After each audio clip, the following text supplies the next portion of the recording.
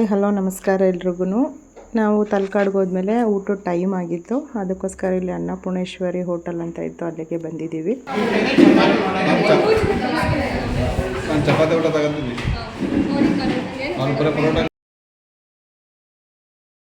ನಾವೆಲ್ಲೇ ಟ್ರಿಪ್ ಹೋಗಲಿ, ಹೊಸ್ದಾಗಿ ಹೋಟ್ಲಿಗೆ ಹೋಗಲಿ, ಫಸ್ಟು ಸಡನ್ನಾಗಿ ಏನಿದೆ ಅಂತ ಆರ್ಡ್ರ್ ಮಾಡೋದಿಲ್ಲ. ಫಸ್ಟು 4 ಜನ ಒಂದೊಂದು ಥರ ತೊಗೊಂಡು ಟೇಸ್ಟ್ ನೋಡಿ ಆಮೇಲೆ ನಾವು ಆರ್ಡ್ರ್ ಮಾಡೋದು. ಹಾಗೆಯೇ ಇಲ್ಲಿ ಮಗಳು ಕೂಡ ನೀವು ಇಬ್ಬರು ತಿನ್ನಿರಿ, ಆಮೇಲೆ ನಾನು ಟೇಸ್ಟ್ ನೋಡ್ತೀನಿ ಅಂತ ಹೇಳಿದ್ಲು. ಇಲ್ಲಿ ಸ್ಪೆಷಲ್ ಏನು ಅಂದರೆ ಬಾಳೆ ಎಲೆನಲ್ಲಿ ಊಟ ಕೊಡ್ತಾರೆ, ತುಂಬಾ ಚೆನ್ನಾಗಿತ್ತು. ಆಮೇಲೆ ಇಲ್ಲಿ ಒಬ್ಬಟ್ಟಿನ ಊಟ ಕೂಡ ಇತ್ತು. ಒಬ್ಬಟ್ಟಿನ ಊಟ ಬೇಡ ಅಂತೇಳಿ ನಮ್ಮ ಮನೆಯವರು ಚಪಾತಿ ಊಟ ತೊಗೊಂಡ್ರು, ನಾನು ಪರೋಟ ಊಟ ತೊಗೊಂಡೆ. ಡಿಫ್ರೆನ್ಸ್ ಏನು ಅಂದರೆ ಅವರಿಗೆ ಚಪಾತಿ ಹಾಕ್ತಾರೆ, ನನಗೆ ಪರೋಟ ಹಾಕ್ತಾರೆ, ಅಷ್ಟೇ ಡಿಫ್ರೆನ್ಸು. ಚಪಾತಿ ಬೇರೆ ಪರೋಟ ಬೇರೆನಾ? ಚಪಾತಿನಾ? ಅಲ್ಲ ಚಪಾತಿನ ಅದು, ಇದು ನಂದು ಪರೋಟ.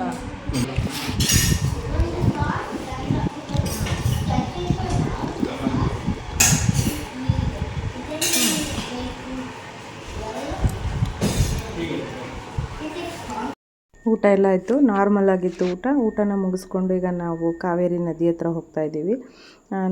ನದಿ ಹತ್ರಕ್ಕೆ 1 ಕಿಲೋಮೀಟ್ರು ಇಲ್ಲ 3/4 ಕಿಲೋಮೀಟ್ರ್ ಆಗುತ್ತೆ ಅಂತ ಹೇಳಿದ್ರು, ಅದಕ್ಕೋಸ್ಕರ ನಾವೀಗ ನಡ್ಕೊಂಡು ಹೋಗ್ತಾ ಇದ್ದೀವಿ.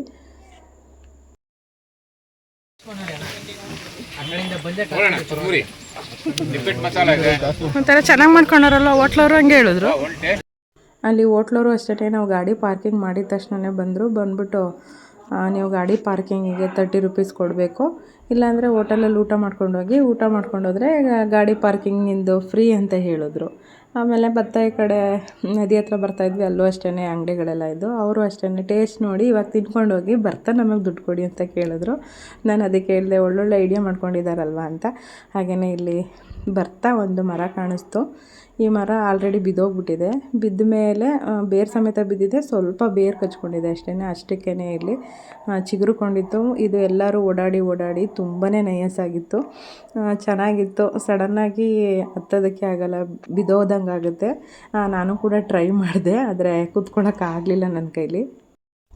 ನಾವು ಹೋಗಿದ್ದು ಸೋಮವಾರ ಇಲ್ಲಿ ತನಕ ನೀರು ಬಂದಿರಲಿಲ್ಲ. ವಯನಾಡಿನಲ್ಲಿ ಯಾವಾಗ ಭೂಕುಸಿತ ಆಯಿತು ಆಗ ಇಲ್ಲಿ ತನಕ ನೀರು ಬಂದಿದೆಯಂತೆ, ನ್ಯೂಸಲ್ಲೆಲ್ಲ ತೋರಿಸಿದ್ರು.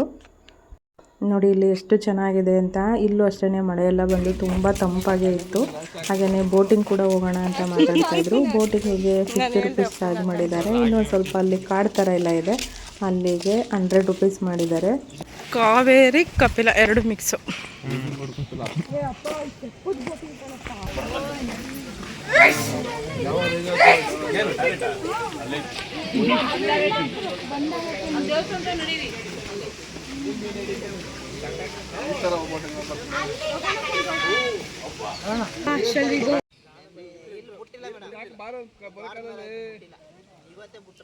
ಹೌದಾ?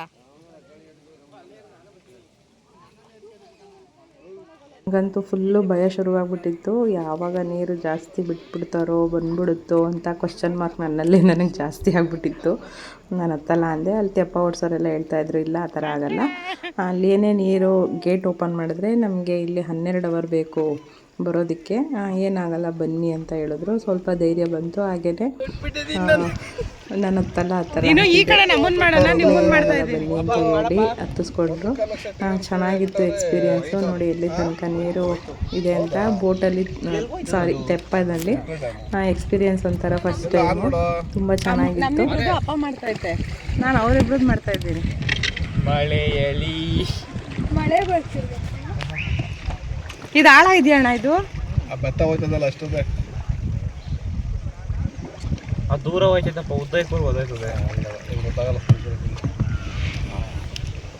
ಅದು ದೂರ ಇಕ್ಕದು ಮಾಡ್ತಾಯ್ತಮ್ಮ ಬರ್ಬೇಕಾದ್ರೆ ನಾನು ಹೇಳ್ತೀನಿ. ಆಗ ಹಾಡಾಕ್ತೀನಿ ನಾನು. ಯಾವ್ದು ಹೇಳೋ ಸೋಲು ಕಾವೇರಮ್ಮ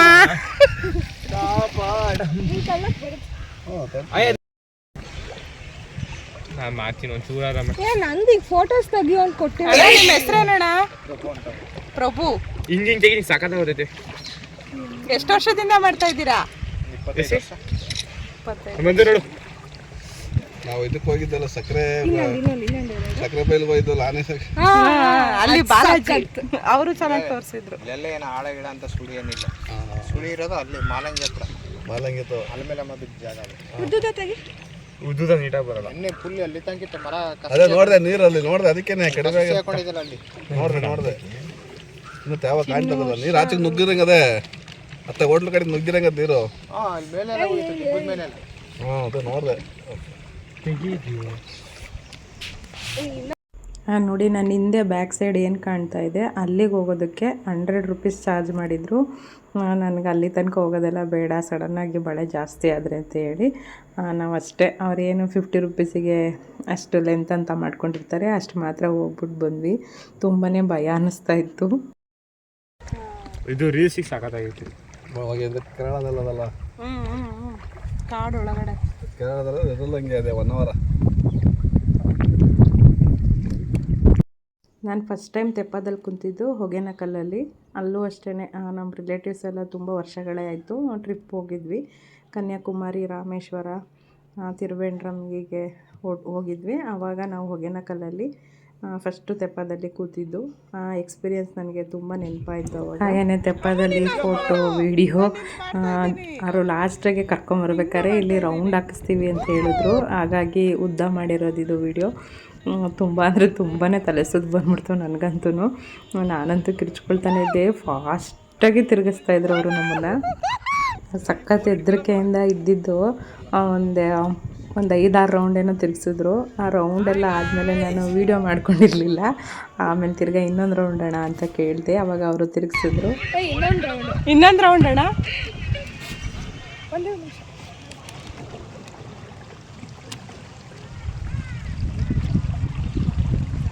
ಫ್ರೆಂಟು ಬೇಕಾನ್ ಮಾಡ್ಕೊಳಮ್ಮ.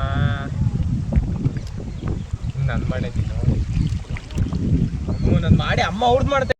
ನನಗಂತೂ ತುಂಬಾ ಭಯ ಆಗ್ತಾಯಿತ್ತು, ಎಲ್ಲಿ ನೀರು ಜಾಸ್ತಿಯಾಗಿ ಕೊಚ್ಕೊಂಡು ಹೊರಟೋಗ್ಬಿಡ್ತೀವೋ ಅಂತ. ಯಾಕೆಂದರೆ ಫ್ಯಾಮಿಲಿ ಪೂರ್ತಿ ಅಲ್ಲೇ ಇದ್ದೀವಿ. ಹಾಗಾಗಿ ನನಗೆ ಭಯ ಇದ್ದು ಯಾರು ಒಬ್ಬರಾದ್ರೆ ಇದ್ದರೆ ಅಲ್ಲಿ ಬಚಾವಾದ್ರು, ನಮ್ಮ ಫ್ಯಾಮಿಲಿ ನೋಡ್ಕೊಳಕ್ಕಾದ್ರೂ ಇರ್ತಾರೆ ಅನ್ನೋದೊಂದು ಮೈಂಡಲ್ಲಿತ್ತು. ಹಾಗಾಗಿ ನನಗಂತೂ ತುಂಬಾ ಅಂದರೆ ತುಂಬ ಭಯ ಆಗ್ತಾಯಿತ್ತು.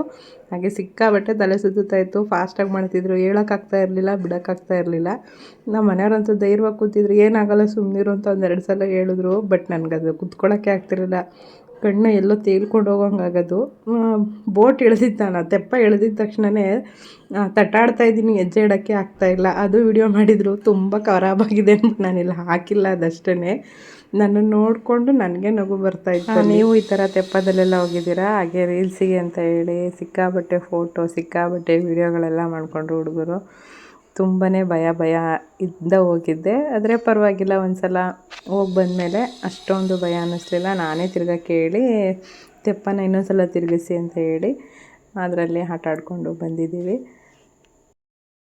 ಲಾಸ್ಟಲ್ಲಿ ತೆಪ್ಪ ನಾನು ಅದನ್ನು ಏನು ಇದು ಮಾಡ್ತಾರೆ ಕೋಲು, ಅದನ್ನು ಕೇಳ್ದೆ. ಅವನು ಪಾಪ ಅವರು ಕೊಡಲಿಲ್ಲ, ಹೆಚ್ಚು ಕಡಿಮೆ ಆದರೆ ಅಂದ್ಬಿಟ್ಟು ಅಲ್ಲೇ ಸ್ವಲ್ಪ ದೂರ ಬಿಟ್ಟು ಒಂದು ವೀಡಿಯೋಗೆ ಅಂದ್ಬಿಟ್ಟು ಅದನ್ನು ಮಾಡಿಕೊಂಡೆ. ಅದೆಲ್ಲ ನೋಡ್ಕೊಂಡು ಬಂದಾದಮೇಲೆ ಅಲ್ಲೇ ನಂದಿನಿ ಐಸ್ ಕ್ರೀಮ್ ಮಾರ್ತಾಯಿದ್ರು. ಅದನ್ನು ತೊಗೊಂಡು ಇವಾಗ ಅಲ್ಲಿಂದ ಹೊರಡ್ತಾ ಇದ್ದೀವಿ. ಆಗಲೇ ಮಳೆ ಶುರು ಆಗ್ತಾಯಿತ್ತು.